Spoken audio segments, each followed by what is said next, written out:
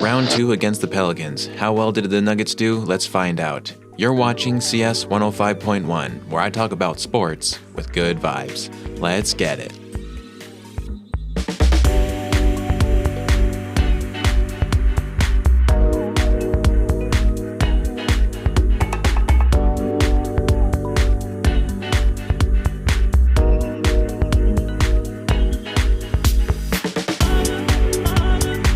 How's it going, everyone, and welcome.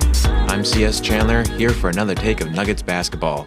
So the Nuggets were facing the Pelicans once again. It was game 2 of the last matchup against them, and technically also it's the 4th game of the season that we are facing the Pelicans. So this was the last time we faced the Pelicans at all this season.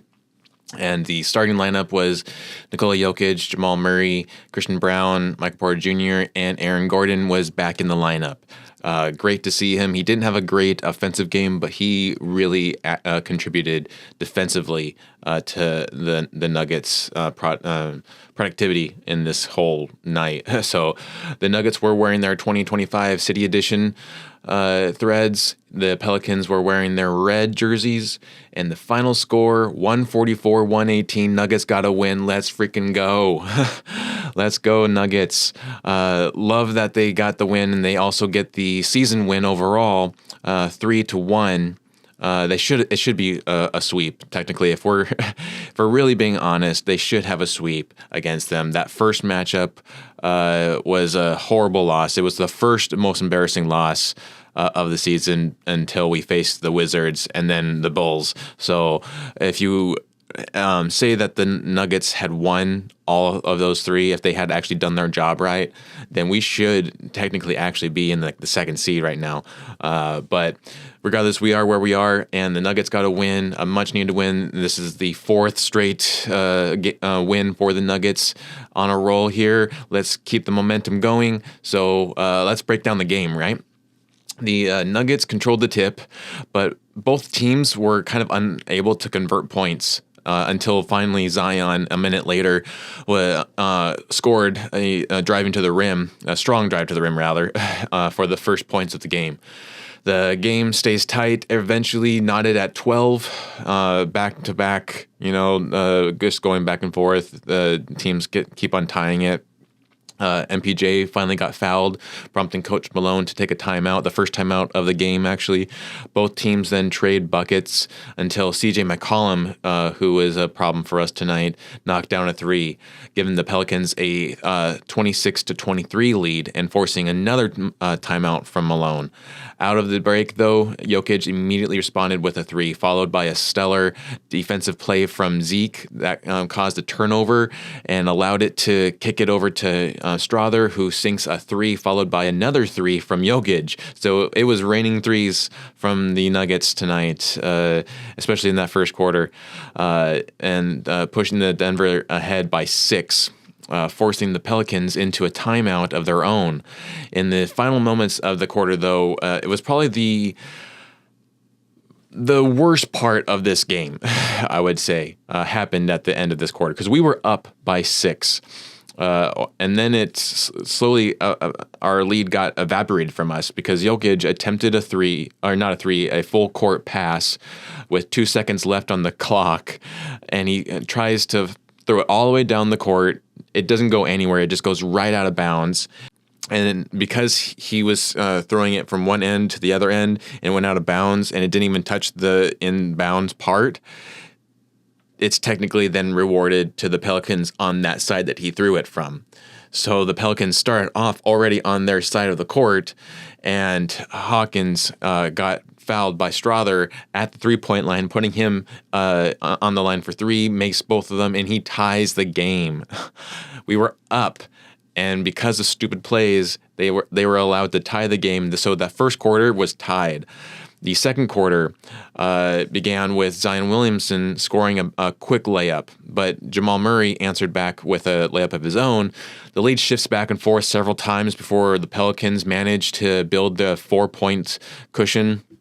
Then the Nuggets respond, tightening up their defense and battling back to even the score at 6:10 mark. Jokić checks back in, But CJ McCollum keeps the Pelicans rolling, drilling a three to push them back past 50 first. Jokić then draws a foul at the three-point line to get him 3 points and gets the Nuggets up by 1. And then McCollum responds with a three of his own. Like, it was kind of just a back and forth of threes. Kind of annoying, really, to see all these threes just getting tossed up like that. And really more annoying that a lot of the threes of the Pelicans were wide open threes. And that happened several times. Luckily, they didn't all go in. There were several bricks, but man, McCollum was probably the worst thorn in our side tonight, followed by, though, Nuggets turned over the ball that leads to another dunk from Trey Murphy, the third, putting the Pelicans up by 4. The Nuggets refused to back down, though, and they stay locked in, closing the gap once again. And then by the halftime point, the game is back to a tie, and we are locked at 68 going into the half. The third quarter starts off, though. Pelicans opened the third quarter with a step-back jumper from CJ McCollum, followed by a Nuggets turnover that leads to an easy layup, giving the Pelicans a quick 4-point lead again.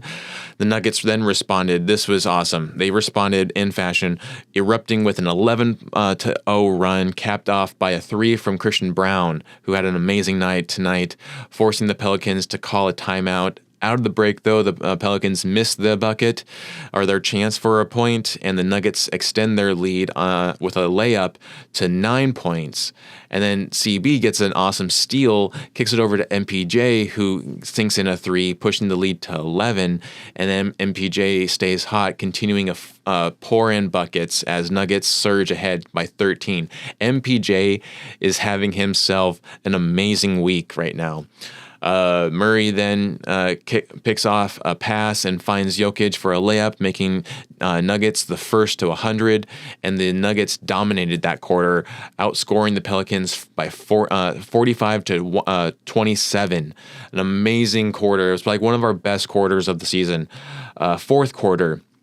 The Nuggets opened the fourth quarter with a 3-point shot from Strother. However, it was waved off.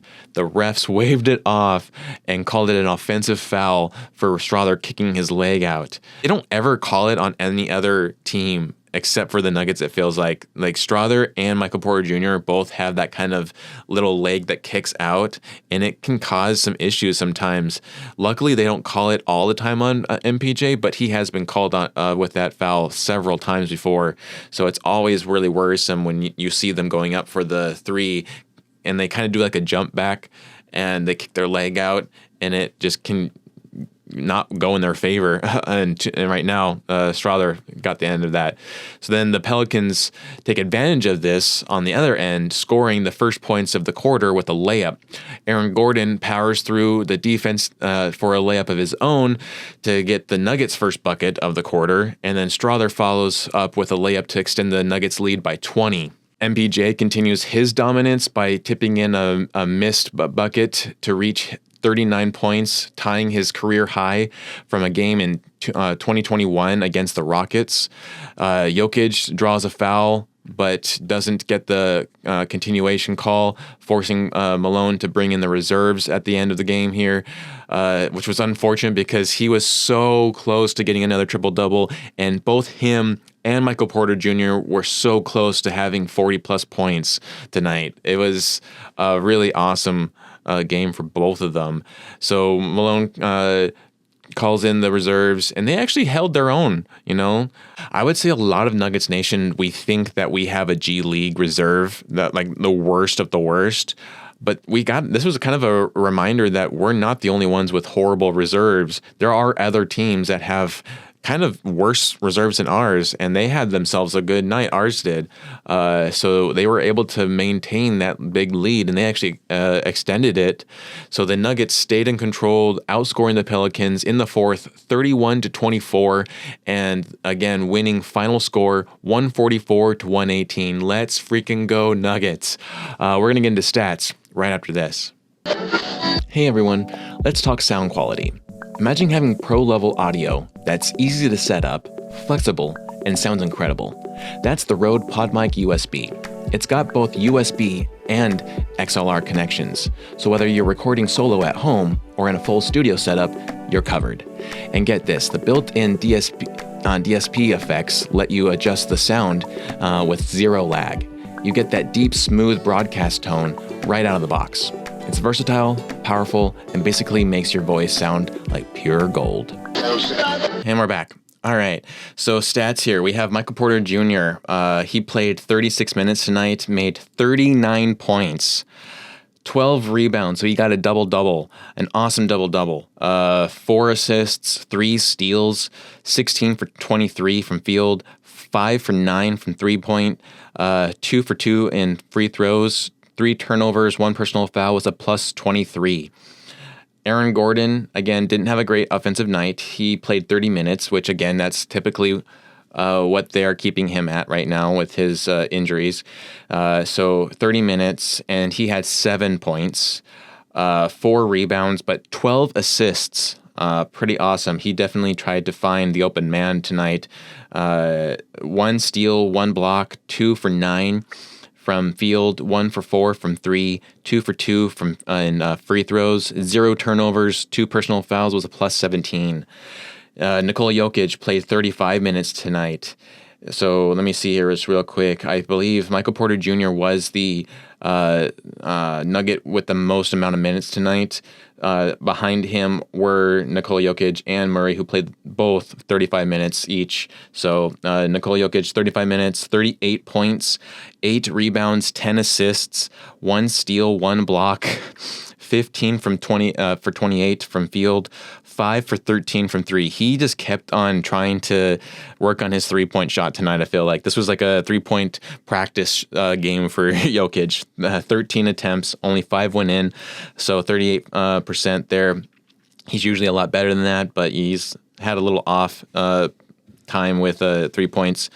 He made all 3 of his free throws, so 3 for 3. He had 1 turnover, 3 personal fouls, was a plus 24. Him and Christian Braun were both the highest pluses of the Nuggets of 24, sorry. And then Christian Braun played 29 minutes, 23 points, 9 rebounds, 3 assists, 3 steals, 1 block, 8 for 12 from field, 1 for 3 from three-point, 6 for 6 in free throws, 1 turnover, 3 personal fouls, was a plus 24. Murray again, 35 minutes, 10 points, 2 rebounds, 6 assists. He was 5 for 7 from field, 0 for 2 in three-pointers. So he hasn't really been doing well with his three-point shots lately, but that's okay. We still crushed the Pelicans 25 points, right? So it's okay for him to have an off night tonight. And I don't think that he felt like he needed to play hard tonight because MPJ was right there with an amazing game. So 1 turnover, 2 personal fouls, was a plus 19. And then with the bench-wise, we had Strawther with 10 points off the bench, Zeke Naji with 4, Zeke also with a block. So he's really doing a great job tonight, or just in general with his minutes right now. He had played 9 minutes tonight. He should have played more, actually. I think that Naji should have played more tonight. He's been doing well. So he was a plus 16 also, so that's pretty awesome. Hunter Tyson was a minus 13, but Hunter Tyson had an amazing play where he just like dove for the ball. It was almost a turnover, and he was able to at least disrupt Trey Murphy III from getting that, basically a in transition bucket. He disrupted it. It should have been Nuggets basketball, but I think they were awarded it to the Pelicans, and they luckily did not capitalize on the points there. So a great play from him. And also Christian Braun had an amazing steal. He just basically yanked it from Missy. Yeah, Missy. So let's see here with the total team points or stats here. We had 51 rebounds to their 38. We had 40 assists to their 26. We had 9 steals to their 5, 4 blocks to their 3. We shot 57 from field. They shot 46. We shot 37 from 3.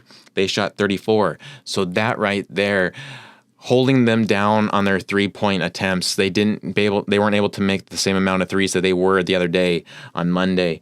And then we also were better with making our threes tonight. And then free throws, 93%. They shot 88%, so we were better there. 7 turnovers to their 11, so we were better there. 21 personal fouls to their 10, so there was that. But, again, we still won by 25 points. So I'm not going to be too worried about the personal foul stuff. Some of the personal fouls I think were I was okay with. There was one by Ziknaji where he fouled Zion, but Zion didn't make the bucket, so it wasn't an and one. And that was 100% because of the defense that Zeke was displaying against him. So some of those I was okay with. Like, if you're going to foul, at least foul it hard enough that they're not going to be able to make the bucket. So it's when they make the bucket and the and one that becomes an issue. Much better defense tonight than Monday, and hopefully they didn't burn the gas out. But we'll get into all of that and the big takeaways after the break. As a cinematographer, photographer, and now a podcaster, I do believe lighting is everything. And if you're serious about creating dynamic content, you need to check out Nanlite. They're all about precision and control. Whether it's soft, natural lighting or vibrant colors, Nanlite gives you full flexibility to set the mood for any scene. From compact LEDs to powerful softboxes, Nanlite has light solutions that fit every setup. It's ideal for photographers, like myself, videographers, like myself, and creators who want to pro-grade quality right out on their fingertips. With Nanlite, you're lighting like a pro every time. And we're back. All right, so big takeaway from this game is back-to-back MPJ high-scoring games. Oh my God, this was so awesome to watch because of all of the hate that MPJ has been receiving from a lot of Nuggets Nation, let's be honest, but then also other people. And I know that he's held onto circumstances because of the fact that he's a champion. And so he needs to be shooting at a better percentage and efficiency, and he needs to be doing more. I myself have called him out on a couple of things of ball watching and everything, but today and Monday were both redemption games for Michael Porter Jr. He had an amazing night. He definitely played like he wanted it more than anyone else. But in order to see that this isn't because of the trade deadline, which is tomorrow, by the way, we need to see MPJ do this again with the tomorrow's game against the Magic and then on Saturday against the Suns. Or at least 2 more times before the season ends, the regular season that is. Otherwise, this will be connected with the trade deadline, unfortunately. We need to see Michael Porter Jr. do another big game. And I don't think it really needs to be like a 40-plus point game. It can be just a 30-point game or a high 27-point game where he makes 10 for 10 in 3-point shots, something, that gives value to like huge impact to the Nuggets, so that we can see that it wasn't just because there's a trade deadline coming up and he didn't want to get traded. We need to see this more than just this week. So love it, but we need to see more of it. Zeke also has been showing great minutes along with Jalen Pickett. And these are 2 players that need to have more minutes. Honestly, I know sometimes it's painful to watch some of the Nuggets reserves come in and not play as well, but that's also because they haven't had enough minutes to really grow and learn from their mistakes. Right now, Jalen Pickett and Ziknaji are both showing good minutes, and having more minutes on there can really help them. And it shows if other teams see how well they're playing, the Nuggets now can establish trading assets, which is a huge issue. Right now, the Nuggets don't really have a lot, and that's another reason why a lot of the times the trade talking when it comes to the Nuggets, it goes to Michael Porter Jr. because right now that's the only trade asset that they have, and we don't want to give away core players. Our core players are the reason why we won a chip, and they work very well together. It's all about the camaraderie between the players, and if that gets disrupted, I don't foresee the Nuggets winning another chip until that new squad gets well acquainted with another. It's already been difficult with new players from the bench, being introduced. Losing KCP was a huge issue, but at least you replaced him with a bench player who had already been a part of that 2023 chip run. So that's fine. That works out. If you replace any one of those starters, though, now with someone who is from another team, it won't work out the same. I don't think. As professional as everyone is, there's always some kind of friction at first because you don't really know them the same as other players that are on that team know each other, right? So to have Zeke and Jalen Pickett both showing great minutes, it shows now that we have trading assets. It's not just about winning, but showing you have those assets to trade in case you need to make a trade and you don't want to trade your core players. So if Zeke and Pickett can get, enough minutes and show good results from those minutes, now you're getting interest from other teams to want to, take them on. And then hopefully you can package them up for a good defender that the Nuggets desperately need for the bench. But what does this win do for the Nuggets? So now with this win, we are now 32-19, and we are now a half a game away from the Houston Rockets, who have gone on a 4-game losing streak. I love seeing them go on a losing streak, but I wish that the Nuggets had been a part of it. I wish they had actually lost to the Nuggets because they won the only game that they face us in Denver. That's really unfortunate. The only 2 times that we face them later on are going to be in Houston. So, but it's nice to see that they're on a 4-game losing streak. We're on a 4-game winning streak, as well as the Memphis Grizzlies are also on a 4-game winning streak. So we are 3 games behind them, a half game behind Houston, a game and a half above the Lakers. We are tied right now in the loss column with the Lakers. So this is definitely something that we don't want to get comfortable with right now where we are. We want to continue to play hard and especially get wins where we need to get wins against teams that we should be winning against. So this is against Orlando Magic, who is very beaten up and who has right now, they are on a they got a win, but they were on a big losing streak. So who did they win against? Did they play tonight? Let me see. They did play tonight. Oh, they got a win against the Kings, 130-111 against the Kings. Interesting. Okay, so they won against the Kings, but they're also on a back-to-back now, right? That's good because then they're gonna fly tonight to Denver and then face that altitude. So hopefully tomorrow should go in our favor. Fingers crossed, eggs crossed, eyes crossed, everything, Hopefully we get that win. We'll go 33-19, and just hopefully there's a chance for us to solidify a 3rd seed before the All-Star break. That would be phenomenal. Because once again, 3rd seed right now, we'd be facing Houston right now. If the season ended, we'd be facing Houston, and they would have the home field advantage. We don't want that. We want to get that home field advantage, so we want that 3rd seed. 1 seed, 3rd seed, and 5th seed are those home field advantages. So and technically 2nd seed too. So the next games, like I said before, so we have tomorrow we have the Magic, Saturday we have the Suns, and then I believe we have on Monday we have the Trailblazers. They come into Denver. And then on Wednesday, we faced the Trailblazers again. The last couple of episodes, I've said that the Hornets are our last game before the All-Star break. I was wrong. They are actually our first game back from the All-Star break. So I was hearing that wrong from other people. That was not true. So our last game is on Wednesday the 12th.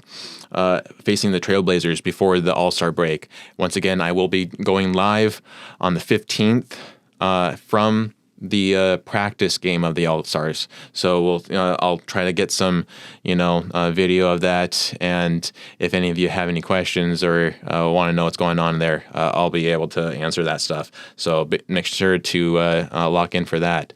Don't know yet a time because it's kind of like it's not a set time of the practice. Practice kind of like is a huge chunk of time. And I think you could go in and you can leave whenever you want, but they're going to be practicing during those couple of hours. So my first time going to an All-Star game, I was really happy when they brought it to the Bay Area since this is where I live right now. So it is great to see that. I'm very excited. So we'll go for live from there. And then after that, I'll actually be taking about a week off from basketball reporting because I won't be able to watch all the games because I'll actually be on set filming. I'm DPing a short film called Park La Brea. I'll definitely try to go live if I can. If not, show maybe some videos of me on set behind the scenes and everything. If you're interested in that, check that out. And that will have some fun there too. And do more of the movie side of things, which I don't do enough of, which I should do because it is my background. So we'll do that. I'm very excited about that film. So it'll be good, to share with all you. So this is all I got for this episode. Hope you enjoyed it. If you did, please give it a like and subscribe. Share it out to your friends and family. And you've been listening to CS 105.1, where I talk about sports with good vibes. We'll check you tomorrow.